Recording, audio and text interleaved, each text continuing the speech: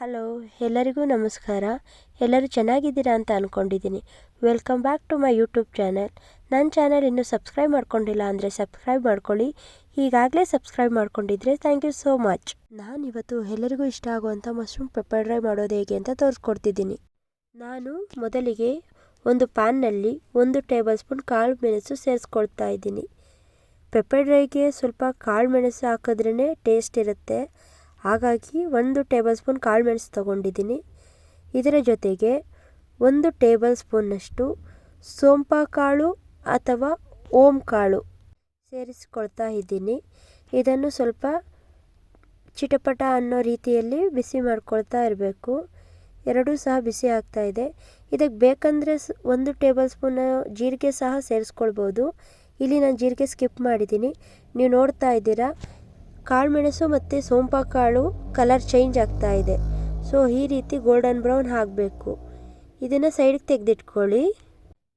ನಂತರ ಮತ್ತೊಂದು ಪ್ಯಾನ್ನಲ್ಲಿ 2 table spoon oil ಹಾಕ್ಕೊಳ್ತಾ ಇದ್ದೀನಿ. ಈ ಆಯಿಲ್ ಬಿಸಿ ಆಗ್ತಾ ಇದ್ದಾಗೆ ಇದಕ್ಕೆ ನಾನು ಸಣ್ಣದಾಗಿ ಕಟ್ ಮಾಡಿಕೊಂಡಿರುವಂತಹ 2 ಟೇಬಲ್ ಸ್ಪೂನ್ ಅಷ್ಟು ಬೆಳ್ಳುಳ್ಳಿ ಪೀಸ್ಗಳನ್ನು ಸಹ ಸೇರಿಸ್ಕೊಳ್ತಾ ಇದ್ದೀನಿ.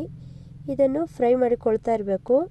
ಇದು ಸ್ವಲ್ಪ ಫ್ರೈ ಆಗ್ತಾ ಇದ್ದಾಗೆ ಇದಕ್ಕೆ 7 ರಿಂದ 8 ಬೆಳ್ಳುಳ್ಳಿ ಎಸಳನ್ನು ಸಹ ಸೇರಿಸಿಕೊಂಡು ಎರಡನ್ನೂ ಫ್ರೈ ಮಾಡ್ಕೊಳ್ತಾ ಇದ್ದೀನಿ.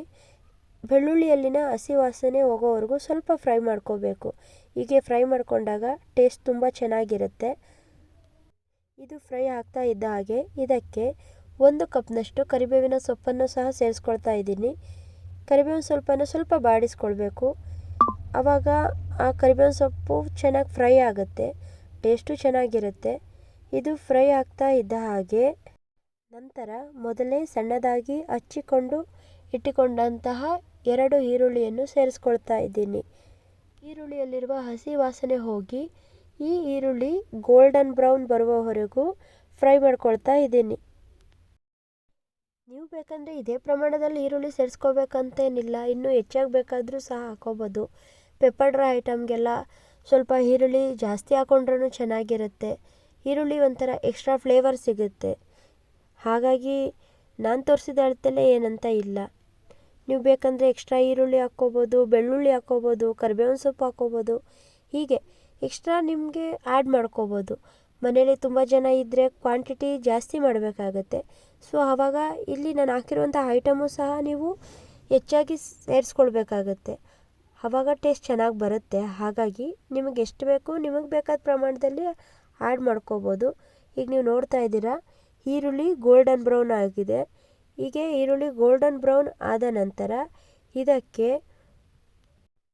2 ರಿಂದ 3 ಹಸಿಮೆಣಸಿನಕಾಯಿ, 2 ರಿಂದ 3 ಬೆಳ್ಳುಳ್ಳಿ ಎಸಳು, ಸ್ವಲ್ಪ ಶುಂಠಿಯನ್ನು ಚೆನ್ನಾಗಿ ಜಜ್ಜಿ ಇದಕ್ಕೆ ಹಾಕ್ಕೊಳ್ತಾ ಇದ್ದೀನಿ.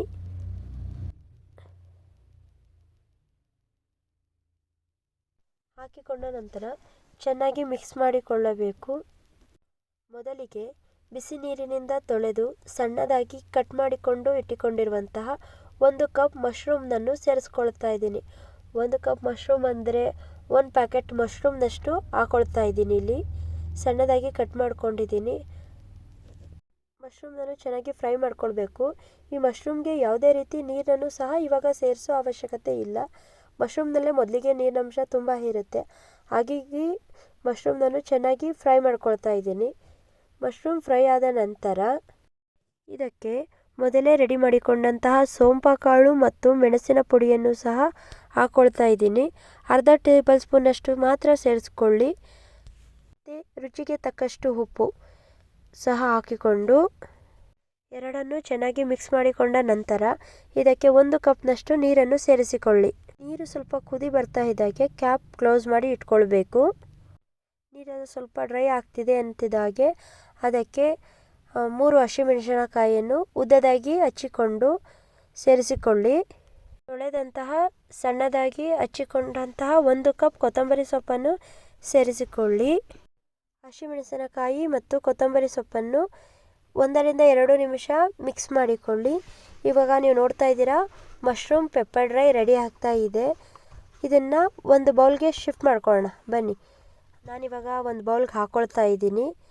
ನೋಡಿ, ಇದಕ್ಕೆ ಸ್ವಲ್ಪ ಹಸಿ ಕೊತ್ತಂಬರಿ ಸೊಪ್ಪನ್ನು ಹಾಕ್ಕೊಂಡ್ರೆ ಎಕ್ಸ್ಟ್ರಾ ಫ್ಲೇವರ್ ಇರುತ್ತೆ. ನೋಡಿ, ಬಿಸಿ ಬಿಸಿ ಮಶ್ರೂಮ್ ಪೆಪ್ಪರ್ ಡ್ರೈ ರೆಡಿಯಾಗಿದೆ. ಇದನ್ನು ಬೇಕಂದರೆ ಸೈಡ್ ಡಿಶ್ಶಾಗೂ ತೊಗೋಬೋದು, ಇಲ್ಲಾಂದರೆ ಚಪಾತಿ ರೊಟ್ಟಿ ಎಂತಕ್ಕೆ ಬೇಕಾದರೂ ತೊಗೋಬೋದು. ತುಂಬ ಈಸಿಯಾಗಿದೆ, ತುಂಬ ಟೇಸ್ಟಿಯಾಗಿರುತ್ತೆ.